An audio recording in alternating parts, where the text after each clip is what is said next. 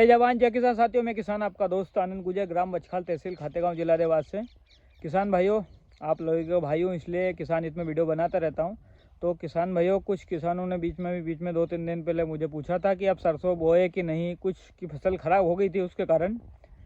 तो किसान भाई को यह कहना चाहूँगा कि सरसों की जो फसल या रायडा जिसको बोलते हैं, इसकी जो बुआई का जो समय है अपने हरदा, खातेगांव, कन्नौज, जहाँ पे भी आसपास क्षेत्रों में, जैसे हमारा खातेगांव तहसील में सबसे ज़्यादा लगता है, कन्नौज में लग रहा है, कुछ सतवाज बेल्टे में लग रहा है। तो इसको जो है किसान भाई सोच रहे होंगे इस फसल को हम अभी भी लगा ले, यानी कि दिसंबर माह में लगा ले। मेरा किसान भाइयों से अनुरोध है कि दिसंबर माह में ये फसल नहीं लगा, इसका सिर्फ जो बुआई का जो समय होता है, इसको जो आप 20-25 अक्टूबर, मतलब 25 अक्टूबर तक आप, अच्छा इसका समय मेन रहता है। क्योंकि ये इसलिए बोल रहा हूँ, अक्टूबर का जो माह रहता है, यानी इसमें क्या गर्मी रहती है, और गर्मी अगर शुरुआती में हमने मेरी जो बुआई जो है 20 अक्टूबर की भी है और 26 अक्टूबर की भी, और ये जो है नवंबर के उसमें सप्ते में चली गई थी। वो क्या जानवर परेशान कर रहे थे, इसके कारण तो किसान के साथ कई समस्या रहती है, इसलिए मेरा 20-22 अक्टूबर के आसपास का भी है। और एक साल मैंने 2 साल पहले भी, 3 साल पहले भी जो लगाया था वो 10 अक्टूबर को लगाया था। तो यानी कि किसान भाई जब भी अगर सरसों की फसल लगाए, तो ये आप निश्चय कर लीजिए कि अपने को जो है अक्टूबर के महीने में लग जाना चाहिए। क्योंकि अगर आप दिसंबर या नवंबर जब भी लगाएंगे, फसल में ग्रोथ नहीं रहेगा, पीलापन रहेगा, उठा नहीं रहेगा, किसान को नुकसान होगा। यानी फिर आपको भभूतिया रोग से सामना करना पड़ेगा, माहू से।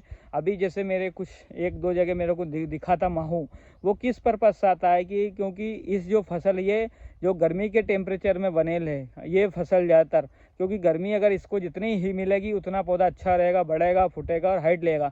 जहाँ पे अभी जैसे मैं कुछ जियागांव और देवला के बीच में कल एक आया था, लौटते वक्त देखा रास्ते में जहाँ था, वहाँ क्या हाइट बहुत कम थी। तो यही कि किसान भाई ने उसको नवंबर में बुआई करा। अब हर किसान सोचता है कि सरसों का फसल अच्छा रेट मिलेगा, हमको अच्छा उत्पादन आता है। तो इसका क्या है, इसको भी आपको बोलूँ, इसको भी कंपलसरी आपको हर ज़मीन के अलग अलग, हल्की भारी, इसमें उत्पादन अलग आता है। पर आपको कंपलसरी अगर हल्की ज़मीन है तो इसको 3 पानी चाहिए, और हेवी ज़मीन चाहिए तो बुआई के बाद से इसको जो है 2 पानी पर्याप्त चाहिए, तभी उसका उत्पादन 8-9-10 कुंटल एकड़ तक मिलेगा। तो ये अगर किसान भाई अगर जो भी फसल लगाते हैं, मतलब अपने विवेक से लगाए, अपने मित्रों से लगाए, एक दूसरे से पूछने में कोई शर्म की बात नहीं है।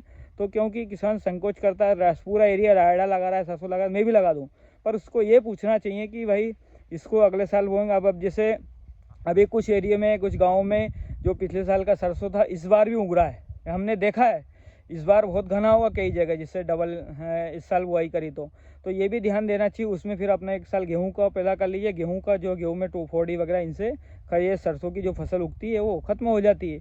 तो जब भी अपन बुआई करें किसान भाई, जब भी अपने विवेक से, आजकल समय बहुत ऐसा आ गया है, कब क्या करवट बदल जाए, मौसम प्रकृति अपने हाथ में नहीं रहती है। तो एक दूसरे किसान से अपने, आजकल समय ऐसा है कि पड़ोसी की नहीं सुनना, अपने को अपने विवेक से, अपने पानी कितना अपने पास, कितना ज़मीन की देने की क्षमता है, ज़्यादा हैवी। अब गेहूँ में भी ऐसा हो रहा है, जहाँ पीलापन बहुत आ रहा है अधिक नमी के कारण, क्योंकि गेहूँ में भी अधिक जो है समय, जैसे ज़्यादा बारिश होने के कारण नमी टूट नहीं पाई, उसमें किसान ने जैसे तैसे बनाया, बुआ दिया। तो गेहूं को भी एक प्राकृत, उसको पानी जितनी आवश्यकता लगती उतनी चाहिए था। यही था जो हमारे सरसों के विषय पे वीडियो। तो जय जवान जय किसान साथियों, जय बलराम।